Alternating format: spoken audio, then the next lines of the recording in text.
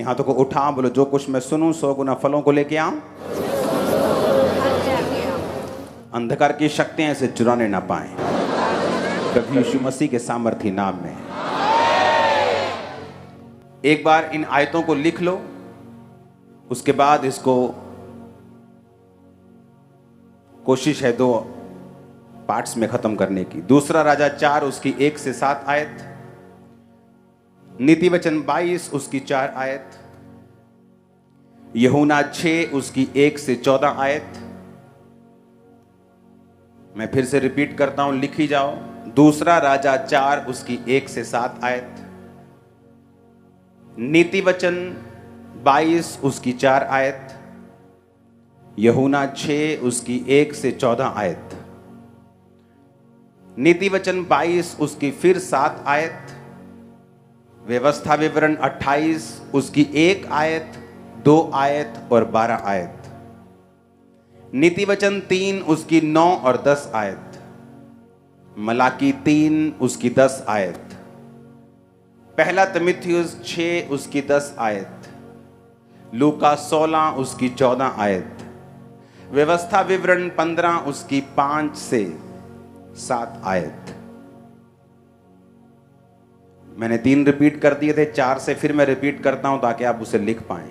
नीति वचन 22 उसकी 7 आयत, व्यवस्था विवरण 28 उसकी 1, 2 और 12 आयत, नीति वचन 3 उसकी 9 और 10 आयत, मलाकी 3 उसकी 10 आयत, पहला तीमुथियुस 6 उसकी 10 आयत, लूका 16 उसकी 14 आयत, व्यवस्था विवरण 15 उसकी 5 से 7 आयत। ये वचन खुदावंद के नाम में आपकी बरकत का कारण हो, यीशु के नाम में। सबसे पहले हमें यह समझने की जरूरत है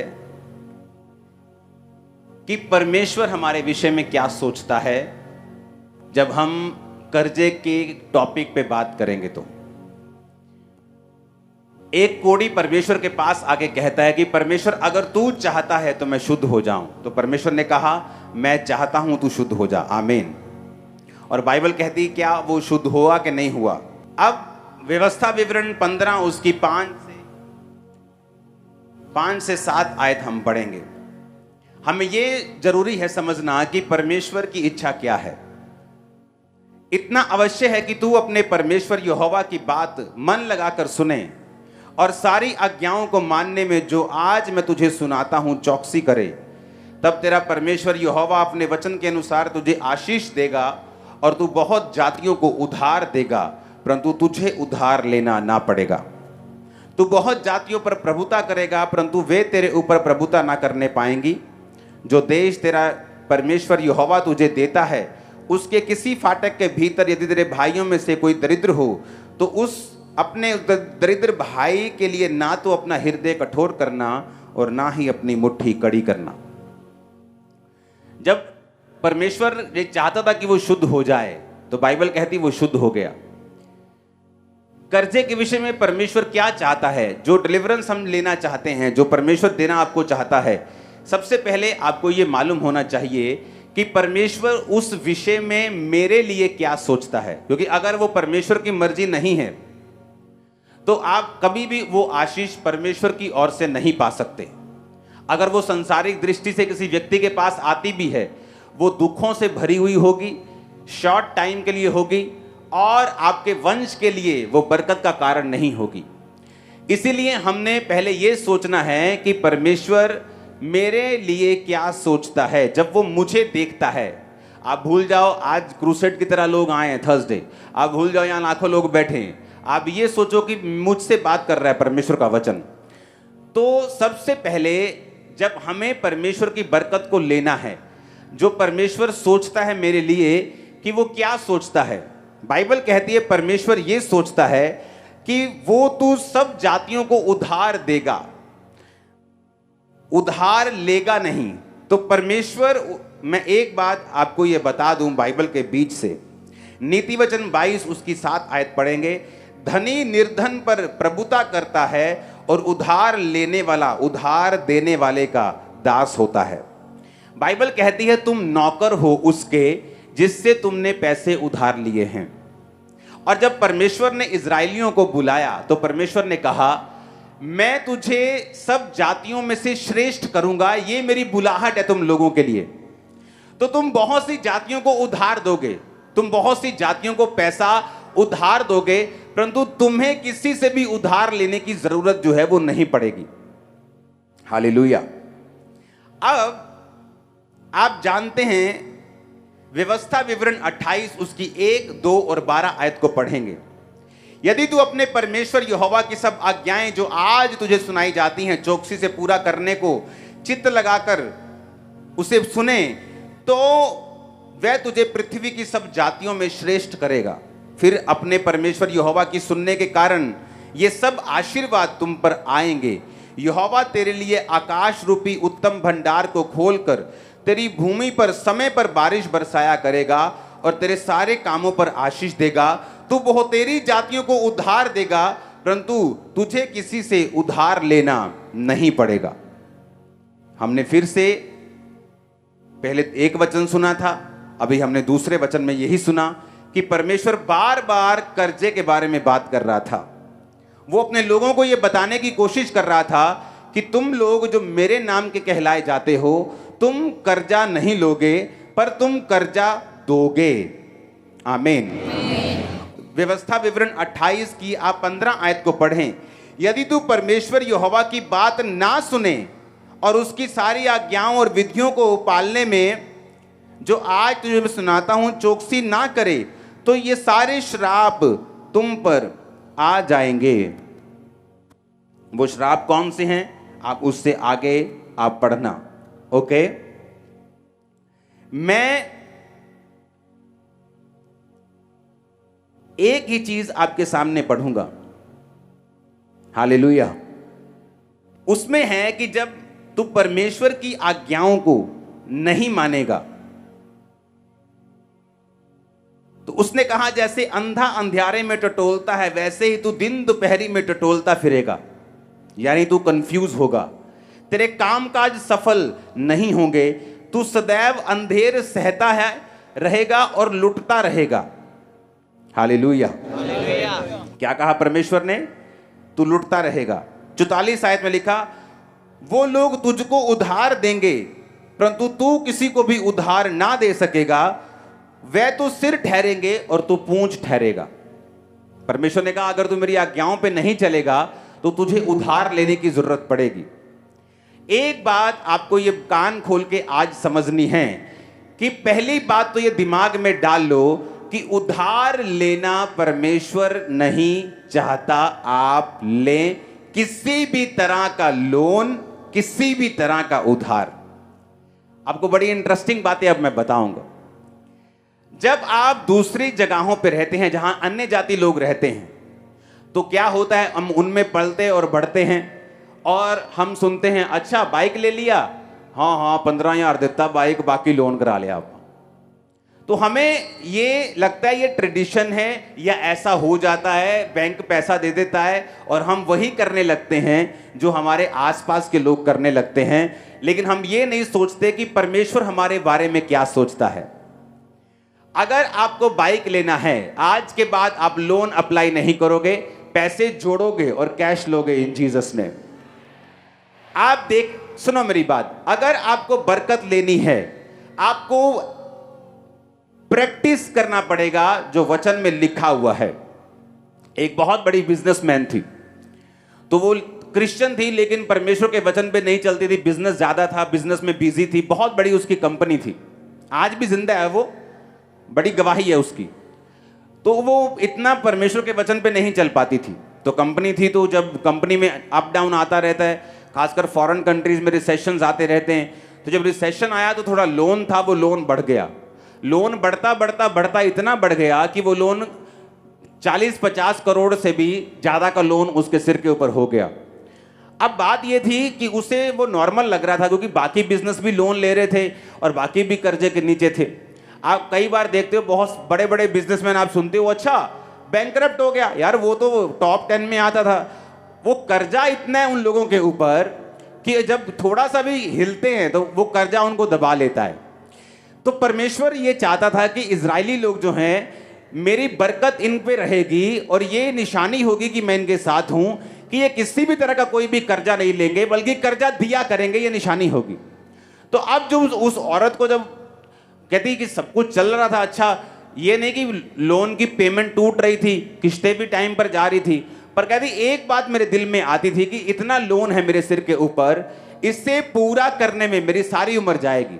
यानी वो अगर 40 साल की उस समय थी तो उसने कहा कि इसे कंप्लीट करते करते बैंकों में कम से कम मैं 70 साल की हो जाऊंगी, 80 साल की हो जाऊंगी, तब जाके ये लोन जो है मेरी पूरी लाइफ में खत्म होगा। कहती मुझे ये भी नॉर्मल लग रहा था। कहती उसके बाद किसी से मालूम हुआ, उसने क्रिश्चियन बुक्स पढ़नी स्टार्ट कर दी। और क्रिश्चियन बुक्स किस मैटर के ऊपर? कर्जे के मैटर के ऊपर, मनी के मैटर के ऊपर, कि परमेश्वर हमारी लाइफ में क्या चाहता है। और वहां उसने एक वचन पढ़ा जो आप बहुत बार सुन चुके हैं, मलाकी 3 उसकी 10 आयत में लिखा हुआ है। उस वचन को जब उसने पढ़ा तो वहां पर मलाकी में लिखा है कि अगर सारे दशमांश तू भंडार में ले आए, सारे दशमांश भंडार में ले आओ कि मेरे भवन में भोजन वस्तु रहे, यानी परमेश्वर के भवन में सब सेवकाई के काम होते जाएं। और सेनाओं का यहोवा ये कहता है कि ऐसा करके मुझे परखो कि मैं आकाश के झरोखे तुम्हारे लिए खोलकर तुम्हारे ऊपर अपरंपार आशीष की वर्षा करता हूं कि नहीं करता। एक लौता वचन है बाइबल का जिसमें परमेश्वर आपको चैलेंज करता है कि अगर आप इस वचन को पूरा करेंगे तो आप परमेश्वर को परख सकते हैं कि आपके जीवन पर आशीष आती है कि नहीं आती। उसने कहा जब मैंने बहुत बड़े बड़े ऑथर्स की बुक पढ़नी शुरू की, क्योंकि कर्जा हो चुका था, बिजनेस थोड़ा डाउन हो चुका था, लेकिन चल रहा था, लेकिन उसे मालूम था कि ये परफेक्ट प्लान नहीं है मेरी लाइफ में। जब उसे ये समझ आई कि मैं टाइथ नहीं दे रही हूं, क्रिश्चियन होने के बावजूद भी मैं परमेश्वर का वचन पूरा नहीं कर रही हूं, और बाइबल कहती है जब हम टाइथ नहीं पे करते तो परमेश्वर कहता है मैं फिजूल खर्ची को भेजूंगा, तुम्हारे फल कच्चे झड़ेंगे, तुम पे कर्जा होगा और तुम गलत गलत चीजें पर फैसले लेकर अपने पैसों को वेस्ट करते रहोगे और तुम्हारे पैसे गलत चीजों पे लगेंगे जहां लगने नहीं चाहिए। बहुत से लोग बोलते हैं जैसे मैं घर बनाने लगता हूं मुझ पे कोई अटैक होता है, घर में कोई बीमार हो जाता है, कोई हॉस्पिटलाइज हो जाता है, कभी कोई एक्सीडेंट हो जाता है, कभी कोई अलग सा काम आ जाता है और हम घर नहीं बना पाते। आप उन लोगों से अगर पूछेंगे ध्यान से कि क्या आप अपनी लाइफ में से टाइथ पे करते हो, अपनी कमाई का 10वां हिस्सा पे करते हो और अपने टाइम में से 2 घंटे 24 मिनट रोज आप परमेश्वर को देते हो प्रार्थना में? उनका जवाब होगा नहीं, हम ऐसा नहीं करते। क्यों? क्योंकि अगर आप ये 2 चीजें करें, अपने टाइम का दशवांश और अपनी कमाई का दशवांश, तो बाइबल कहती है किसी भी रीति के साथ आप कर्जे में नहीं रहेंगे। परमेश्वर ने कहा जो आज्ञाएं मैं तुम्हें देता हूं, अगर तू चित्त लगाकर, हम चित्त लगाकर कई बार मैच देखने लगते हैं, हाँ कि मैच लगा है, पूरा कॉन्फिडेंस, चित्त लगा हुआ है मैच में, पूरा ध्यान मैच में लगा हुआ है, कोई खास पिक्चर लगी पूरा चित्त लगा के उसको सुन रहे हैं, फेवरेट चीज लगी पूरा मन लगा हुआ है। परमेश्वर कहता है अगर ऐसे ही मन तू मेरे वचन के ऊपर लगाएगा तो निशानी होगी कि तू सब जातियों से श्रेष्ठ होगा और तू उधार देगा और लेगा नहीं, क्योंकि उधार लेने वाला देने वाले का दास होता है, उसका नौकर होता है। और परमेश्वर चाहता है कि तुम अन्य जातियों में श्रेष्ठ हो, इसलिए वो तुमको नौकर बनता हुआ देखना नहीं चाहता। अब जब उस औरत को वचन मालूम हुआ, उसने टाइथ निकालना शुरू किया। कहती मुझे उन लोगों के फोन आने लगे, मेरे कस्टमर्स जो 5 साल पहले मुझे छोड़ चुके थे। कहती उन कस्टमर्स के फोन आने लगे जो बल्क में मुझे ऑर्डर देने लगे, जो 5 साल पहले 7 साल पहले कस्टमर्स का लिंक टूट चुका था वो मुझे कॉल करने लगे। कहते ऐसे अनएक्सपेक्टिंग कॉल्स मुझे आने लगी मेरे बिजनेस के लिए, और मेरा बिजनेस इस तरह से अनएक्सपेक्टेडली ग्रो करना शुरू हो गया कि आज वो औरत पूरी तरह से कर्जे से 100% आजाद हो चुकी है। और उसने फैसला किया कि आज के बाद कुछ भी हो, जितनी ग्रेस होगी, जितना पैसा होगा हम उसमें बिजनेस करेंगे, लेकिन बैंक से लोन नहीं उठाएंगे, टाइथ पे करेंगे। और जब उसने फैसला किया, परमेश्वर ने उसे बरकत दी, दिनों और महीनों में उसका लोन उतरा। और फिर देखो क्या हुआ, परमेश्वर ने उससे बात की। उसने कहा मेरी बेटी एक बात को सुन, परमेश्वर ने कहा तू अब टाइथ नहीं निकालेगी, तू टाइथ को डबल करेगी और 20% निकालेगी। वो घबरा गई क्योंकि वो बहुत अमीर थी और लाखों में उसका टाइथ था महीने का। तो उसे मालूम था अगर परमेश्वर ने कुछ कहा है तो ये उसका कुछ मकसद होगा। कहती मैंने हाँ किया, मैंने फॉलो करना शुरू किया और कहती जैसे ही मैंने फॉलो करना शुरू किया, कुछ ही महीनों बाद 2008 का रिसेशन आया अमेरिका में। कहती जब 2008 का रिसेशन आया, मेरे जैसे कई बिजनेस फ्लॉप हो गए, जमीन पे आ गए, रोड पे चले गए, कर्जा लेना तो दूर, कर्जा मतलब इंस्टॉलमेंट्स के उनको लाले पड़ गए। पर कहती मेरा इकलौता बिजनेस ऐसा था जो रिसेशन में भी डूबा नहीं और फलवंत हुआ और बढ़ा, क्योंकि मैंने परमेश्वर की आवाज को सुना था। हालेलुया। एज ए क्रिश्चियन आपको यह बात समझ रखनी है कि परमेश्वर नहीं चाहता आप कर्जा लें। हालेलुया। मैंने अपनी टीम को बता दिया कि जहां पर सीए ने बोला भी है ना कि आप इतना बड़ा कैश की जगह ये चीज मत लो, चेक में चीज मत लो, अब वो भी हम नहीं करेंगे। पूरी चीज खुदावंद के नाम में कर्जा फ्री। ये चर्च इमेजिन करो, लोग या पास्टर्स मिलते हैं, लोग मिलते हैं तो छोटा सा एक प्रोजेक्ट होता है, उस पर 20 लाख का कर्जा होता है। अब इमेजिन करो ब्रांचेस, सैकड़ों ब्रांचेस, मेन ये प्रेयर माउंटेन, एक एक चीज लाखों और करोड़ों में बनी है और चर्च के ऊपर कोई कर्जा नहीं, 1 रुपए का भी चर्च के ऊपर कोई कर्जा नहीं है। परमेश्वर ये प्रूफ करना चाहता है आपकी लाइफ पे कि आप लोग अलग हैं, लेकिन आपको प्रैक्टिस करना पड़ेगा। आप बोलोगे इम्पॉसिबल है कि मैं ऐसे कार ले लूं, इम्पॉसिबल है कि मैं घर ऐसे बना लूं अगर मैं बैंक को इन्वॉल्व नहीं करता हूं। तो मैं आपको बता रहा हूं आपको क्या करना है, आपको वचन में ध्यान से सुनना है। दूसरा राजा 4 उसकी 1 से 7 आयत में लिखा है, भविष्यद्वक्ताओं के चेलों की पत्नियों में से एक स्त्री ने अलीशा की दुहाई देकर कहा, तेरा दास मेरा पति मर गया और तू जानता है कि वह यहोवा का भय मानने वाला था, जिसका वह कर्जदार था, वह आया है कि मेरे दोनों पुत्रों को नौकर बनाने के लिए ले जाए, लाइफ टाइम स्लेव बनाने के लिए उसको वो लेके जाना चाहता था। दोनों पुत्रों को, कौन से बेटे थे दोनों? एक नबी के, एक प्रॉफिट के बेटे थे। अलीशा ने उससे पूछा, मैं तेरे लिए क्या करूं, मुझे बता कि तेरे घर में क्या है। उसने कहा, तेरी दासी के घर में एक हांडी तेल को छोड़कर कुछ नहीं है। उसने कहा, तू बाहर जाकर अपनी सब पड़ोसियों से खाली बर्तन मांग ले आ और थोड़े बर्तन ना लाना।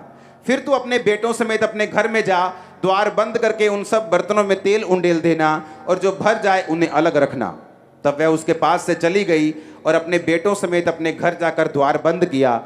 तब वे उसके पास बर्तन लाते गए और वो उंडेलती गई। जब सब बर्तन भर गए और उसने अपने बेटों से कहा, मेरे पास और ले आ, तो बेटों ने कहा, एक बर्तन नहीं रहा, एक भी नहीं रहा। तेल तब रुक गया। तब उसने जाकर परमेश्वर के भक्त को ये बता दिया और उसने कहा, जा अपना तेल बेचकर ऋण अपना कर्जा भर दे और जो रह जाए उससे अपने पुत्रों सहित अपना निर्वाह करना। अब यहां पर जो कर्जा खत्म हो गया, सिर्फ परमेश्वर ने कर्जा खत्म नहीं किया, परमेश्वर ने कहा कि अब जो तेल बचा है, अब तू अपने पुत्रों सहित उसका निर्वाह भी करना, अपना गुजारा भी उससे चलाना। जब 12 टोकरियां बची थी खाने की, तो कितनी रोटियां और मछलियां बांटी गई थी? 5 रोटी और 2 मछली। कितने लोगों को खिलाया गया था? 5000 पुरुष थे, 4000 कहीं पुरुष थे, तो 20000 के करीब वो लोग थे।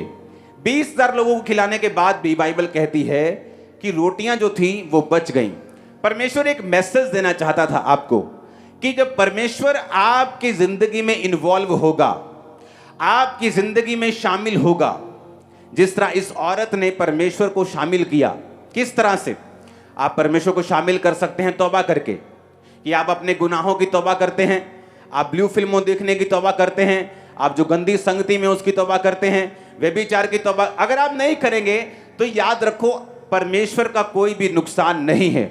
आप लोग संघर्ष करते जाएंगे, चर्च के मेंबर भी रहेंगे, आमीन आमीन भी बोलते जाएंगे, लेकिन वो परमेश्वर का मास्टर प्लान नहीं होगा आप लोगों की लाइफ के लिए। आप ये सोचना कि 40 साल जिस तरह से इजरायली जंगल में घूमते रहे, जबकि परमेश्वर का प्लान तो 40 दिन में बाहर निकालने का था, लेकिन उन्होंने अपने शरीर के कामों के ऊपर फतह नहीं पाई और कारण ये हुआ, उसका रिजल्ट ये हुआ कि वो 40 साल उसी जंगल में घूमते रहे। अब ये आपको डिसाइड करना है, या तो परमेश्वर को अपना जीवन देके, परमेश्वर के रास्तों पे चल के अपने कर्जों को, अपने बीमारियों, कर्जों को, श्रापों को खत्म करना है, या इसी चीज के साथ फाइट करते करते कभी कर लिया पाप, कभी छोड़ दिया वचन, सुन लिया छोड़ दिया, 10 दिन में फिर एक अटैक हुआ, फिर एक औरत को पकड़ा, फिर एक मर्द को पकड़ा, फिर उसे किया, फिर छोड़ दिया, फिर तो अगर तो ऐसे करना है तो ये काम लंबा होता जाएगा और परमेश्वर अपनी मर्जी को पूरा नहीं कर पाएगा। अब यहां पर परमेश्वर को उसने इन्वॉल्व किया। आप इन्वॉल्व कर सकते हैं पहला काम तौबा करके। आप तौबा करेंगे, आप परमेश्वर को अपनी जिंदगी में शामिल कर लेंगे। जब परमेश्वर आपकी जिंदगी में शामिल हो जाएगा तो धीरे धीरे आप उसके वचन को जब मानना शुरू कर लेंगे, आप कर्जे से बाहर आ जाएंगे। दूसरा, एक जीवित चर्च के साथ जुड़ना। अब बाइबल कहती है वो क्रिश्चियन थी पहले से ही, यहोवा को मानने वाली थी, पर परमेश्वर के दास के कांटेक्ट में नहीं थी। बाइबल कहती है जब वो मस्से वाले दास के कांटेक्ट में आई और उसने कहा तेरे हाथ में क्या है, उसने कहा थोड़ा सा तेल है। कई बार हम सोचते हैं कि परमेश्वर मुझे बरकत दे।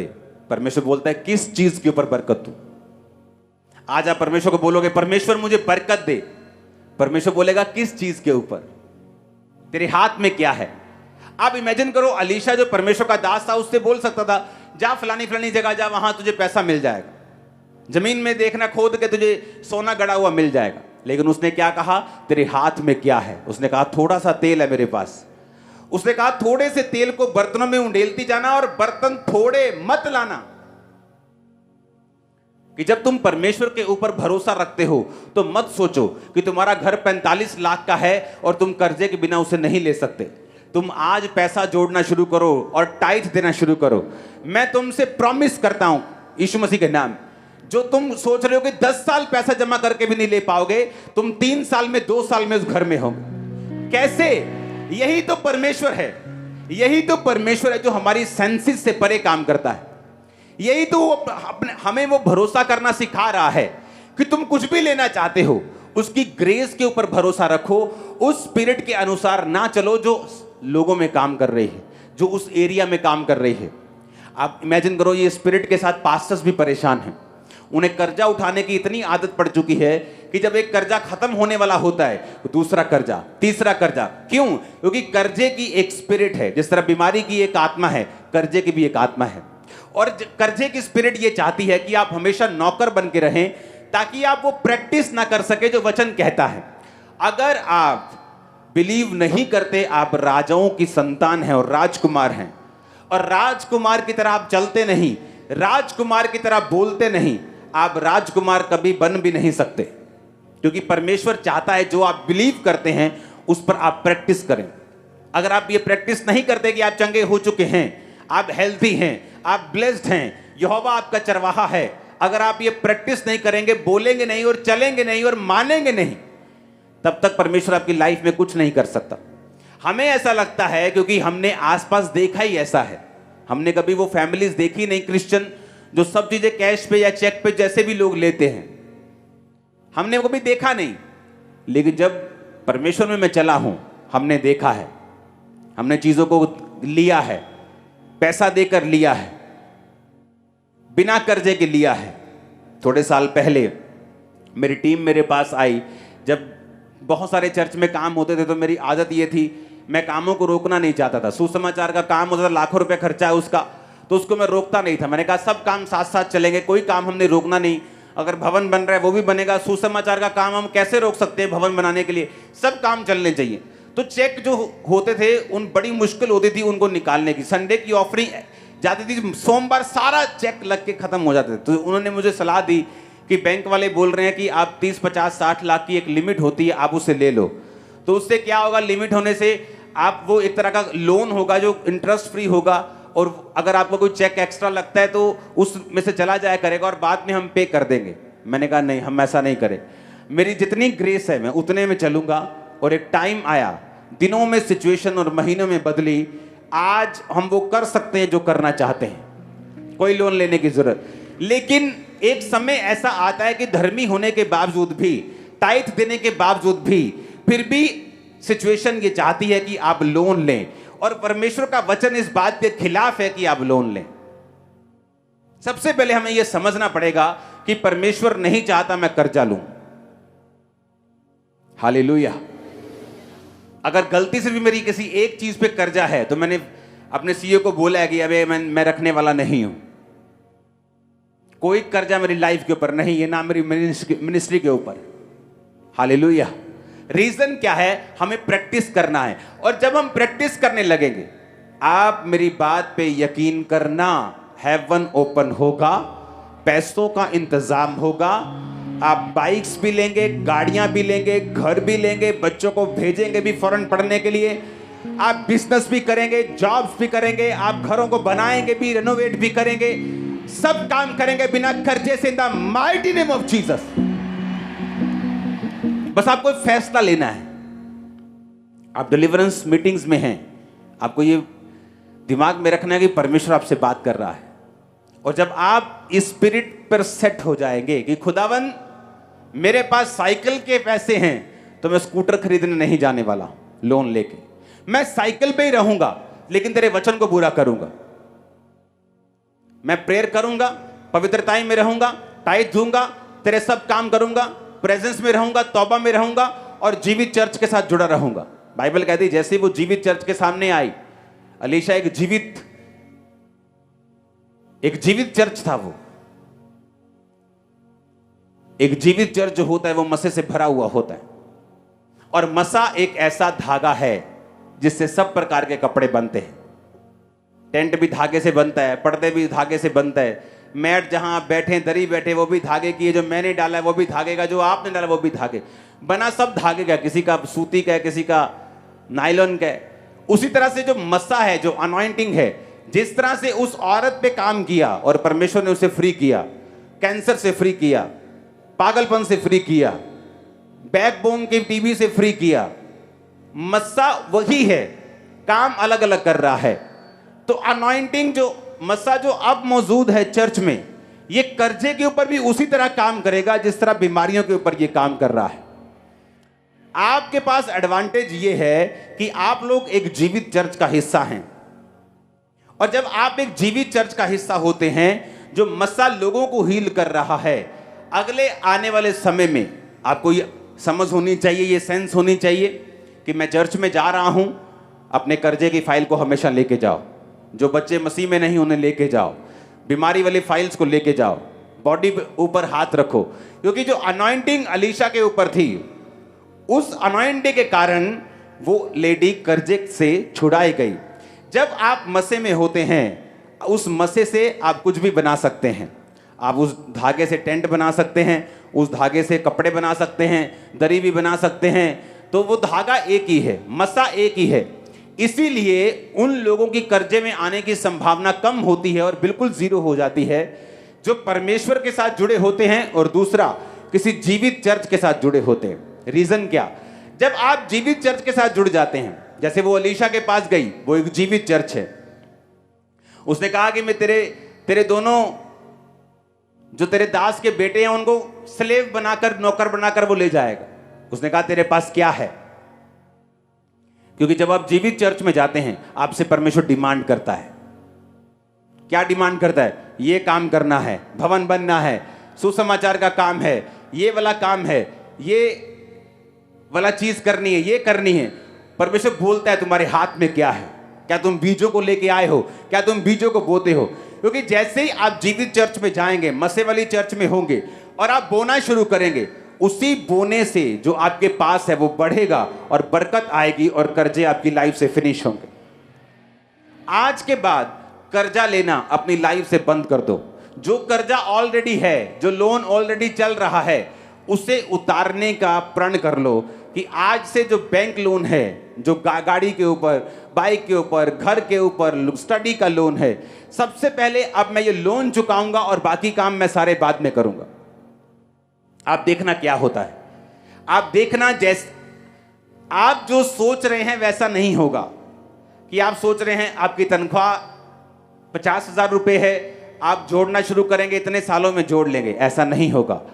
आप 10 गुना तेजी के साथ काम करेंगे। आप देखना, परमेश्वर अनएक्सपेक्टेडली ऐसे रास्ते आपकी लाइफ में खोलेगा, और यह निशानी होगी कि आपने वर्ड को फॉलो करना शुरू कर दिया है। आपने टाइथ, आपने प्रेयर, आपने पवित्रताई, खुदा के साथ जुड़ना, अच्छी चर्च के साथ जुड़ना, संगति में रहना आपने शुरू कर दिया है। उससे क्या होगा, परमेश्वर ऐसे रास्ते आपकी लाइफ में ओपन करेगा कि उसी थोड़ी सी बरकत में ही, उसी पैसे में ही, और परमेश्वर ऐसी चीजों का इंतजाम करेगा जिससे आप उस कर्जे में नहीं रहने पाएंगे, और आपकी सोच से पहले वो कर्जा आपकी फैमिली से आउट होगा और दोबारा आप कभी भी कर्जा नहीं लेंगे। In the name of Jesus, आमीन ऊंचा चाहिए। आप मेरी बात समझ रहे कि नहीं? क्योंकि डिलीवरेंस अपने आप नहीं होती। आपने लोगों का कर्जा देना है, लोग आपको तंग करते हैं, आज के बाद लोग आपको कॉल नहीं करेंगे, आप कॉल करेंगे। आप कॉल करेंगे कि भाई साहब आपका कर्जा देना है, मैंने वचन सुना है, मैं फॉलो कर रहा हूं, खुदा की दया से मैं जल्दी आपको कॉल करूंगा। वो नहीं कॉल करेंगे, आप कॉल करेंगे। आप बताएंगे कि आप कर्जा देने के लिए, जितने आप लेने के लिए उत्सुक हैं, मैं उससे ज्यादा देने के लिए उत्सुक हूं। हालेलुया। आप लोग ये बात करेंगे, कर्जा देने वाला आपको कॉल ना करे, आप उनको कॉल करें, आप उनको बताएं कि आप यहोवा को मानने वाले हैं, आप यीशु को मानने वाले हैं, आप आगे से कर्जा नहीं उठाने वाले, क्योंकि ये स्पिरिट आपकी लाइफ में नहीं होनी चाहिए। ये एक स्पिरिट है, कर्जा उठाने की स्पिरिट है, ये एक आत्मा है।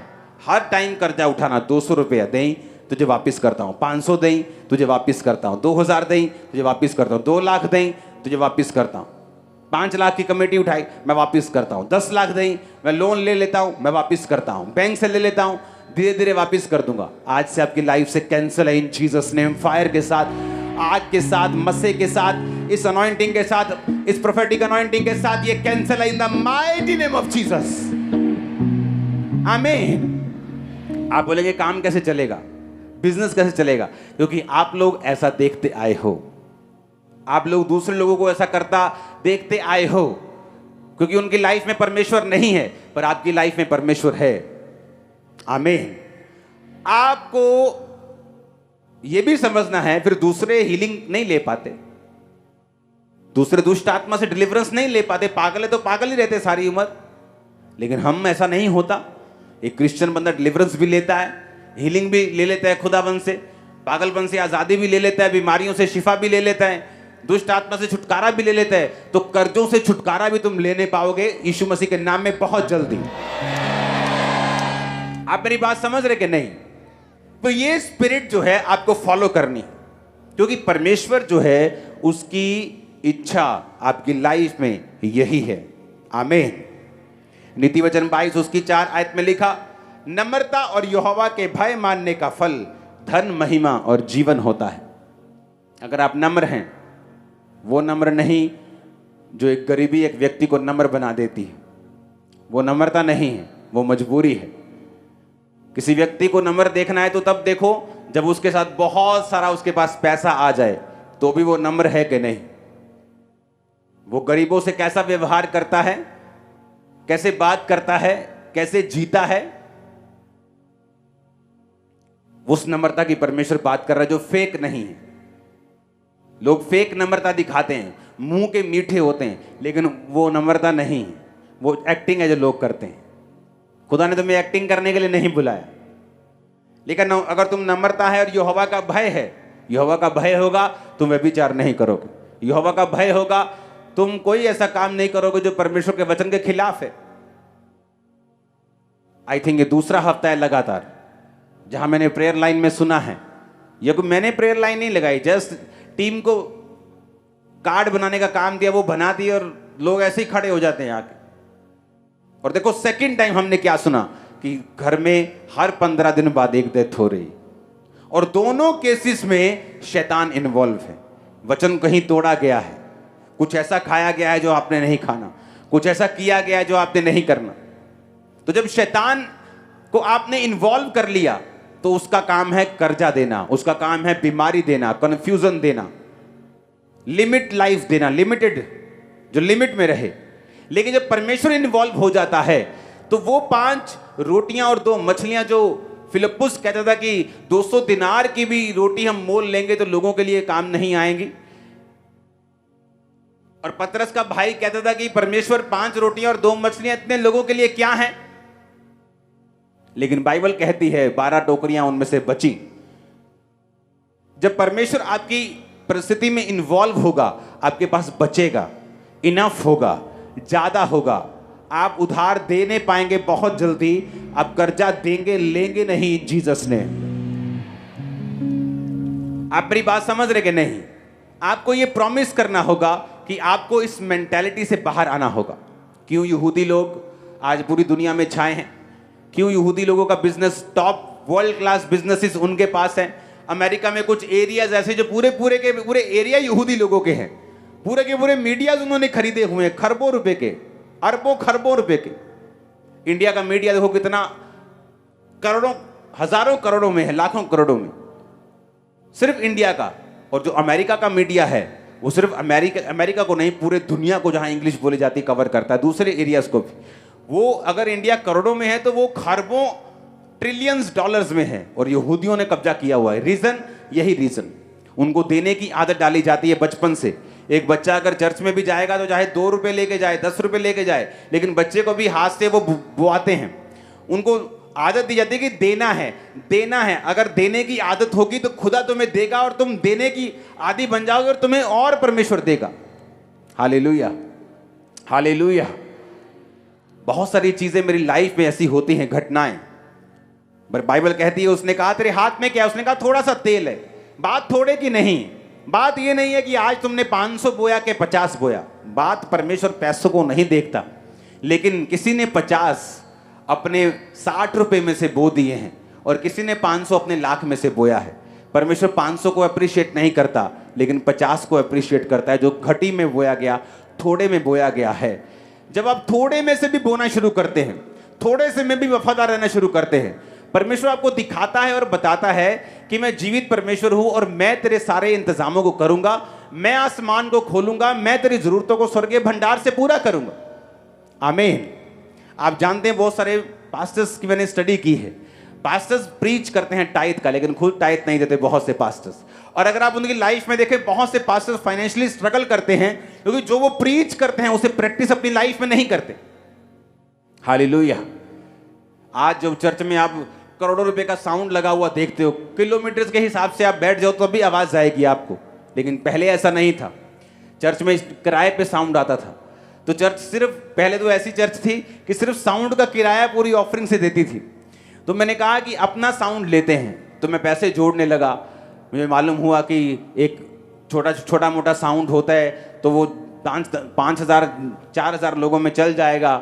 सिर्फ 6-10 लाख का साउंड होगा, 12 लाख का, 15-20 लाख का हो जाएगा, तो साउंड बन जाएगा। तो पैसे जोड़ने शुरू किए, ये पैसे जोड़ रहे, पैसे जोड़े, 50 अनाउंस किया, किसी ने 20,000, किसी ने 50,000 बोना शुरू, किसी ने 5,000, 500, 1,000 बोना शुरू किया। खाते में पैसे इकट्ठे हो गए 6 लाख। अभी भी पूरे नहीं है, अभी भी 4 गुना और पैसे चाहिए, 3 गुना चाहिए साउंड लेने के लिए। चलो वेट करते हैं, वेट करते हैं।